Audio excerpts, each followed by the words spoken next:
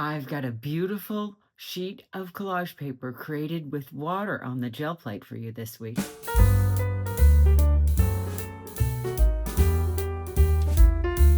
Welcome back to Tutorial Tidbits and welcome to my channel. I'm Elizabeth St. Hilaire and this week I'm going to show you how to use water and fluid acrylics on the gel plate to create some really interesting effects. So if you've got a few minutes, let's go check it out.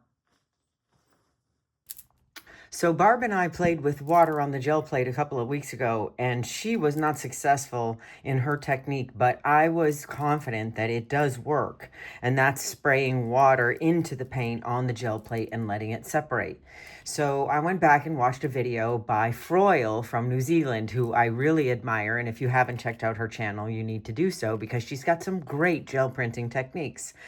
And I had seen Froyle do this before, and when I watched it again, I got the idea that the reason why we didn't have success with getting the water technique on the plate to work was two things. We were using heavy body paints, and we weren't waiting long enough for the dry time.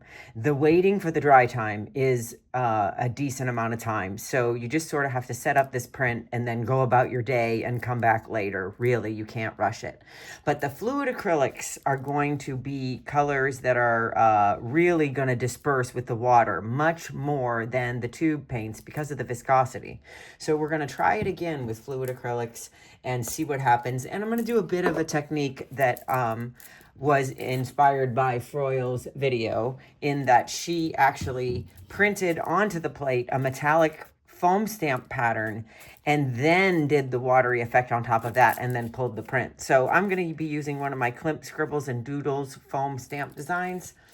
I've got another gel plate off to the side here that I'm going to be putting the golden fluid acrylic iridescent copper onto the foam stamp and then transfer that onto the plate. So I'm going to take my 6-inch brayer. I'm going to roll out that copper. I'm going to put the foam stamp face down into it to get a real good contact. That's not a good contact. You got to apply pressure in the middle.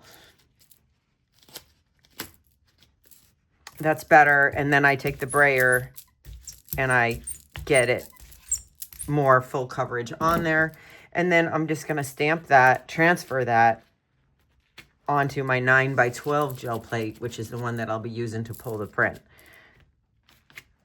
So what you want to do with this is to move the stamp around, overlap the edges, change the direction of it so you get a unique pattern and not just like a duplicated pattern like cookies on a cookie sheet. So it's okay to overlap when you stamp on there, because you're just creating a pattern of the metallic to be the base layer of this technique.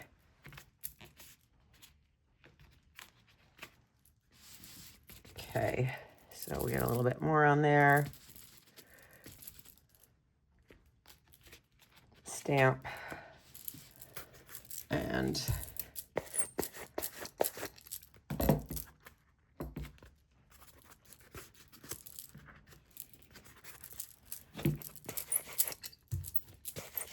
I'm just creating a really fun pattern here.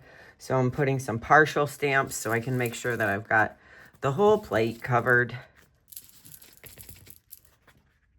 with this Klimt Scribbles and Doodles foam stamp. So here we go. I've intersected and overlapped some of them. And I'm just going to leave that foam stamp off to the side here. And then we wait for the metallic to dry. I'm going to be working on my 9x12 sketch rice paper pad on the smooth side of the paper, and I'm going to be on the 9x12 gel plate. The links for all the products are below the video in the expanded description box. In addition to the links for the products are a lot of other links to good stuff, social media, contacts, and other links of mine. So I'm just fanning this to see if I can speed up the dry time. The nice thing about the fluid acrylics is that they do dry really quickly. Currently we are having some very humid, wet winter weather, and nothing is drying very quickly. But it doesn't have to be totally bone dry. It just has to feel like it's not going to move when we put another layer of paint on top of it.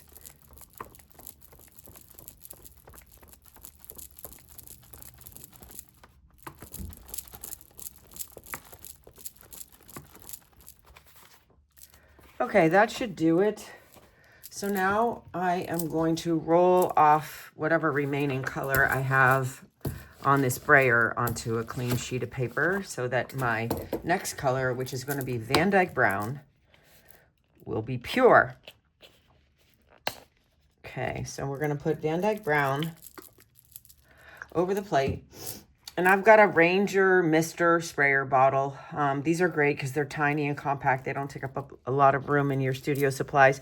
But you could surely use a travel bottle from Target or something that you already have on hand in your cleaning stash. I also use this bottle to dampen my watercolors. When I'm watercolor painting, I use it to spritz water across the whole palette when I'm setting up. Okay, so we're just going to spritz some water into that Van Dyke Brown. And the tendency is to keep spritzing water, but if you spritz too much water, the paint really dissipates a lot. So what you want to do is just spritz a little bit and wait a few seconds. I know the fluid acrylic dries really fast, but you'll see this start to take effect and you might decide you don't need as much more water as you thought you did. I'm going to add a little more here in the places that it's not separating, because you do have a window because the fluid acrylic is going to start to dry. The phenomenon that I realized when I made the test print is that the Van Dyke Brown tended to collect around the metallic when it started to disperse. It tended to grab onto and collect around the metallic, which you can see it's doing here. So it's separating and it's also grabbing onto the metallic pattern. So I'm just going to let this sit for quite a while. I'm going to shut off the camera and give it probably an hour and let it kind of continue to expand and do its thing. And I'm just going to go do something else for a while. This is also another reason why sometimes it's great to have two gel plates, right? So I could set this aside and I could move over to the other one and continue printing and not feel like this needs to be rushed. Okay, so now that the Van Dyke Brown has dried and I left it for quite some time and it had a few still solid puddles. So I did hit it with a hairdryer, which is what kind of gave me these strands that are going across the air of the hairdryer. You could use a heat tool and that doesn't have as much blast to it and it would dry it without moving it as much. But I had these little puddles that just weren't drying. So now I'm using transparent red iron oxide. I'm going to brayer that over this. And then we're going to spritz again for a second layer of the water effect. So I'm just putting out a thin layer of that. And then again, I'm spritzing lightly and giving it a second. Because in the first print that I made, I feel like I put too much spritzing and I really dispersed a lot of the color out from the middle. There's a lot of areas without the brown. So it's hard to see if this is separating. It doesn't really look like it's separating like the brown, but now it's starting. It's starting here and there. You can see it. It's a little slow,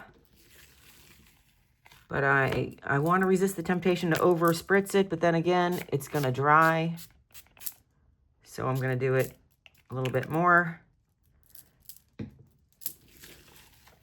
And hopefully that'll move a little bit. I can see it moving in some big areas here. So I'm just going to shut off the camera and let it do its thing and come back again probably in an hour and see what it looks like. Okay, so I let this dry for about an hour and you can see that it's separated the second layer of color. The transparent red iron oxide separated less than the first layer of color that we added water to, which was Van Dyke Brown. So I think it's going to be an interesting double layer, and I'm going to pull it with this light magenta. So I'm going to put a thin layer of light magenta over the whole plate. And I just want it to be a thin layer, so Sometimes when I get too much paint on there, I'll just roll it off onto a separate sheet, get some of it off the brayer, and pull a little bit more off the plate that way. I like to say that you should be able to see underneath. Okay, so now we're going to take that sketch rice paper on the smooth side and put that face down into the print.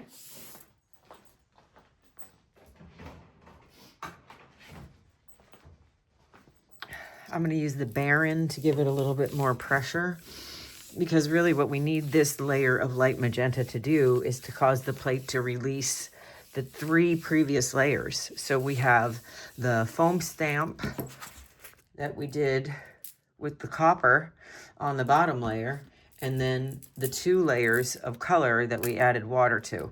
So we've got 3 layers that the light magenta needs to sort of make its way down through to cause the plate to release it all at once. So sometimes it's fun to flip the whole plate over and see what you're gonna get. Doesn't that look glorious? And then sometimes I'll add pressure this way. I'll let the plate sit here this way for a few minutes. I feel like sometimes the weight of the plate adds a little pressure to the paper. It's not like the plate's all that heavy, but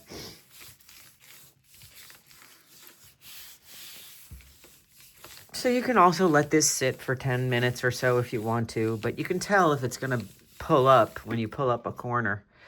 So you can see there it's leaving stuff behind, and I think the top layer of paper is wet.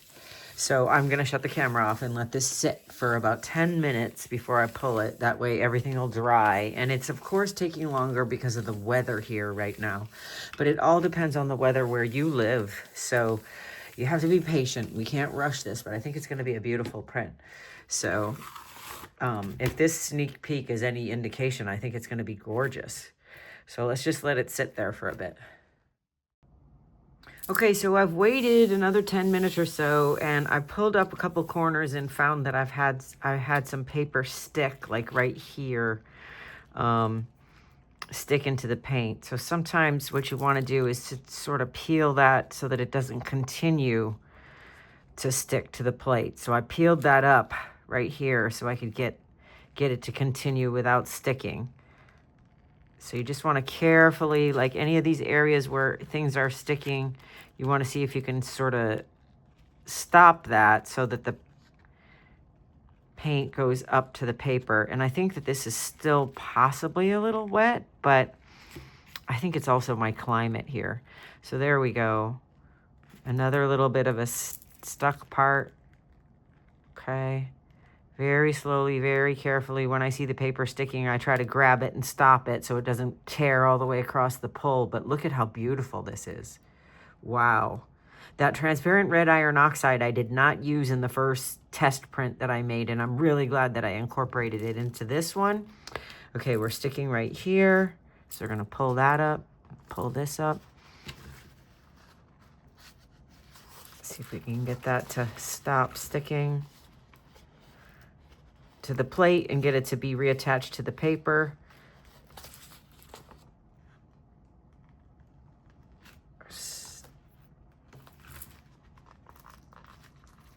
Right at the edge here. Okay, so overall, except for the edges, which were probably the most wet, honestly, the water probably collected out in the corners, but other than that, this is a beautiful print. Look at all the cool color kind of moving around with the water in the background.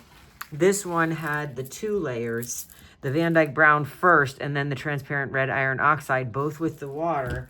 And then this one, the first one I did, I just did the Van Dyke Brown. So adding the transparent red iron oxide created a beautiful orange that also complements the light magenta that I used to pull it. So again, you can see that the contrast between the dark brown and the copper is really beautiful. And you can see the difference between the 2 prints that I made. You know, this was the test print and before I did the video, and this is what I walked you through. They're similar yet different.